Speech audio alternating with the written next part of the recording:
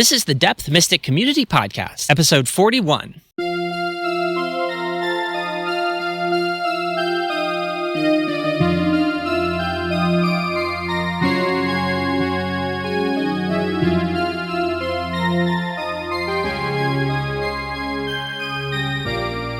So this week I was thinking of going back to the beginning.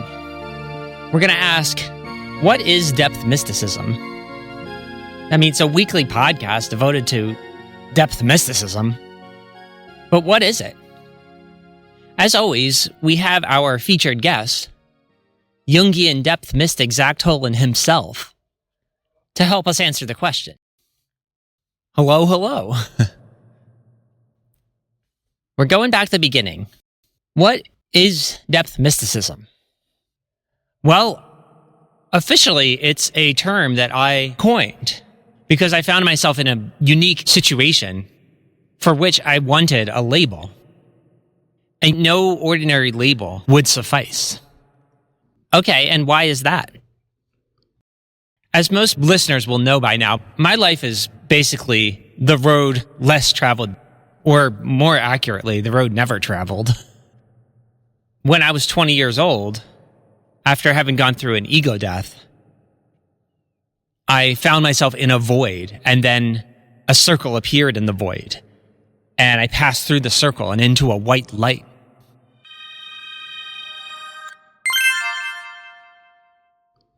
And I was in the realm associated with that white light for 21 years.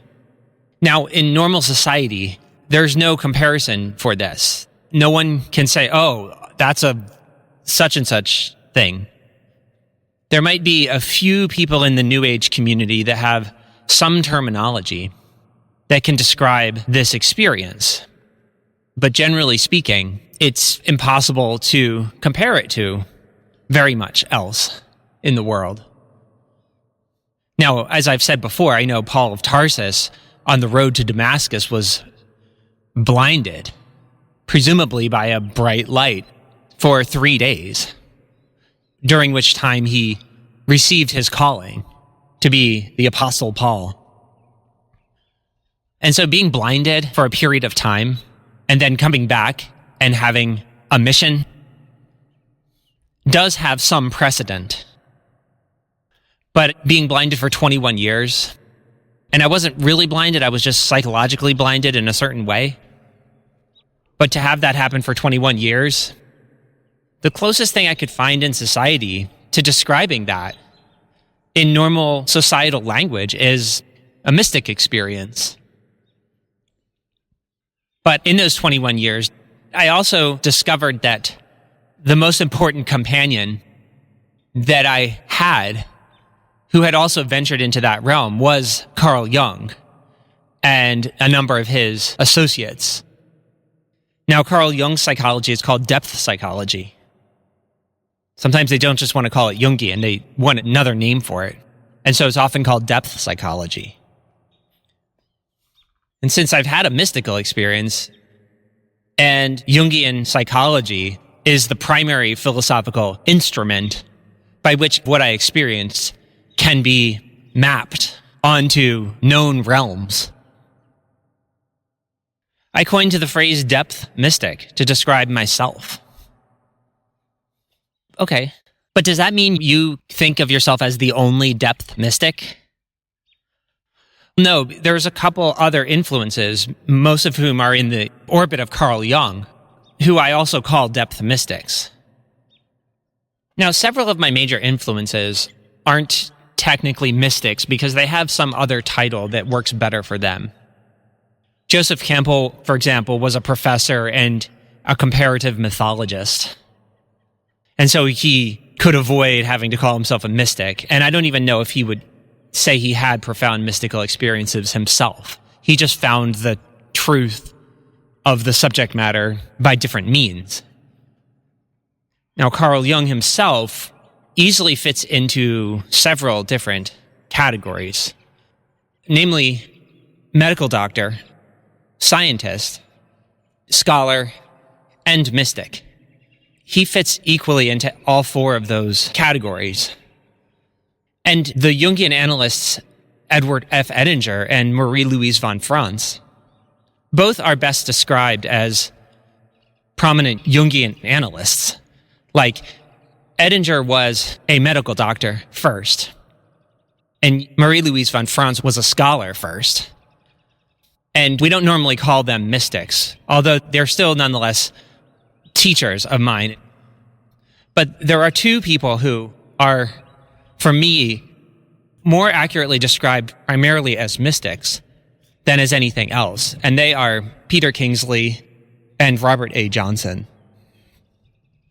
And together, all these people created the basic religious foundation for my philosophy so that I didn't have to feel like a complete and total stranger to my own society. That's a pretty good description of why you call yourself a mystic. And I guess in your case, you literally have no other thing you can call yourself other than maybe a podcaster now that you have a podcast. But you never ended up going to college, or at least not graduating from it. And therefore, you never acquired any of the standard credentials that people use to prove that they are something in society. Yeah, that's right. When I discovered Joseph Campbell, I was particularly receptive to his message.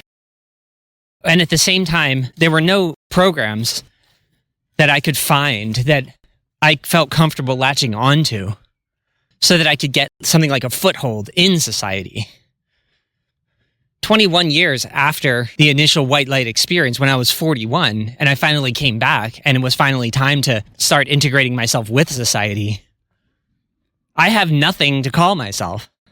So I'm seizing on the term mystic with vigor in light of that.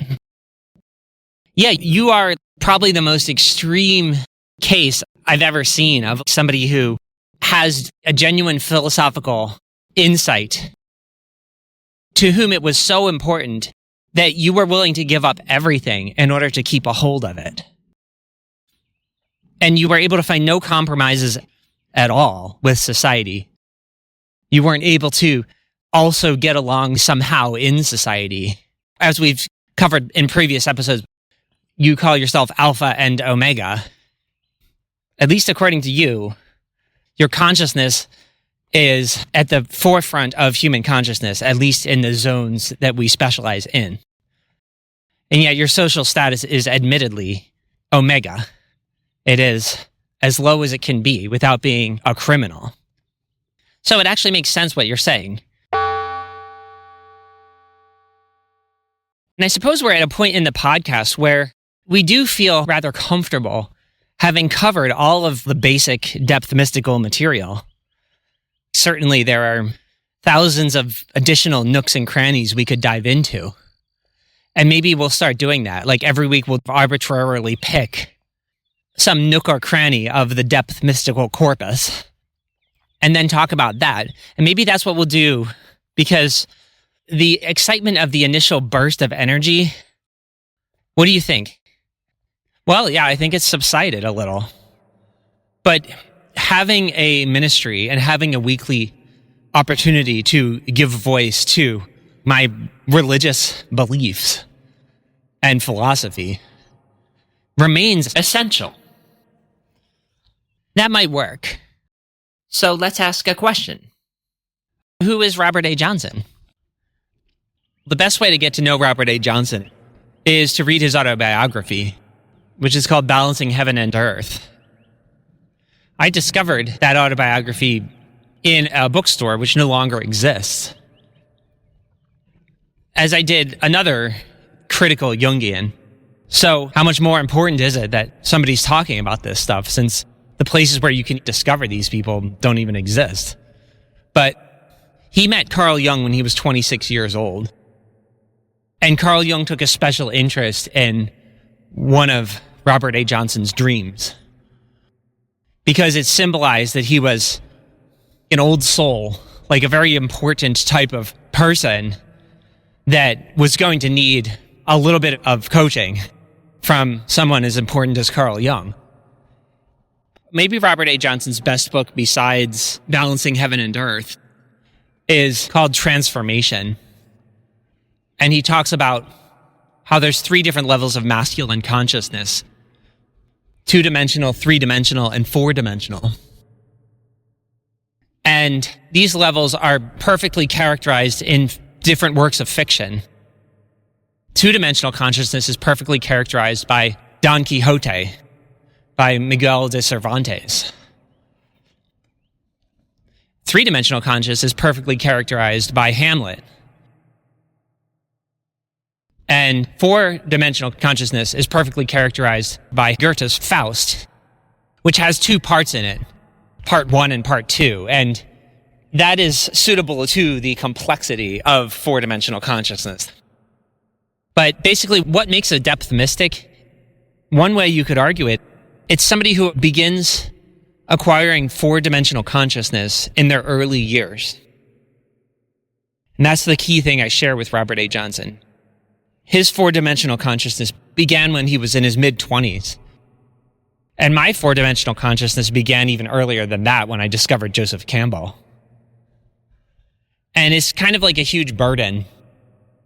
I think maybe Thomas Merton said that people who are close to God shouldn't be given too much else to do because just being put in that much of a proximity to God is burden enough.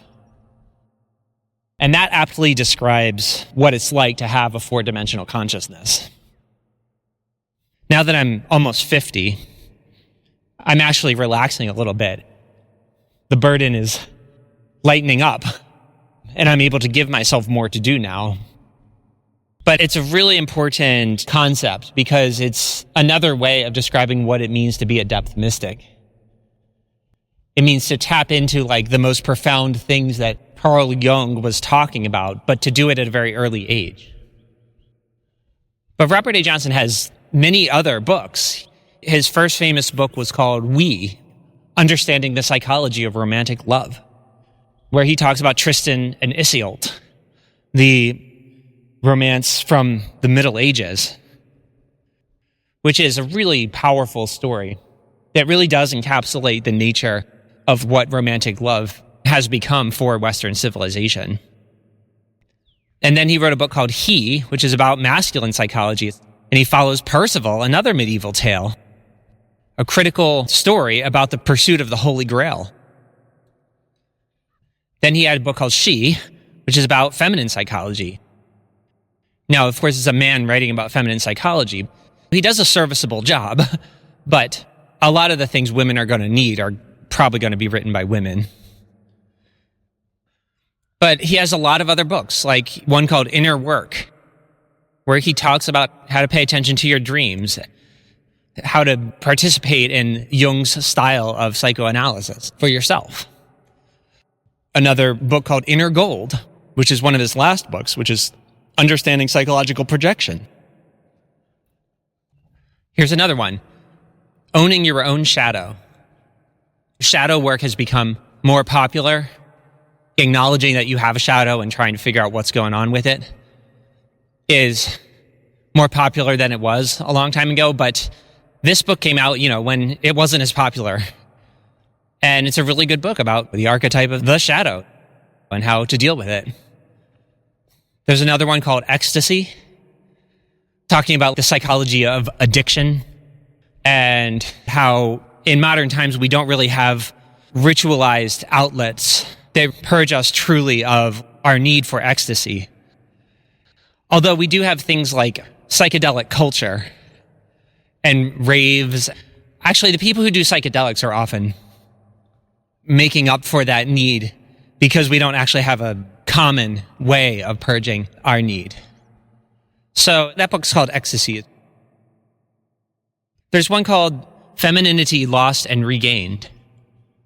And it talks about how the modern scientific revolution has deprived mankind of access to many of its important values. Kind of like the Terminator series, the war with the machines, discussing that aspect of our world. Although he does it using fairy tales. Those are most of the really good books by Robert A. Johnson. Each one of them is a whole episode in itself. But he's one of my main influences and the person in the Jungian world with whom I have the most in common. Okay, maybe that's enough for one episode. Okay, sounds good. That'll do it for episode 41. Join us for another nook or cranny of the Depth Mystical universe to be explored in episode 42.